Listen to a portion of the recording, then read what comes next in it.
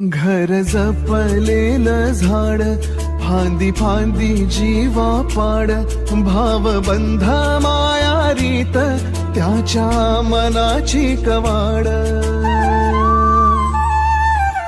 लेक माहेराचं सोन, लेक सौख्याचं औक्षण, लेक बासरीची धून, लेक अंगणी पैंजण, लेक चैतन्याचे रूप, लेक अल्लड चांदण, लेक रंगांचं शिंपण, लेक गंध हवामान, लेक परक्याचे धन, बाबा तुटतो आतून आला गोठलेला क्षण.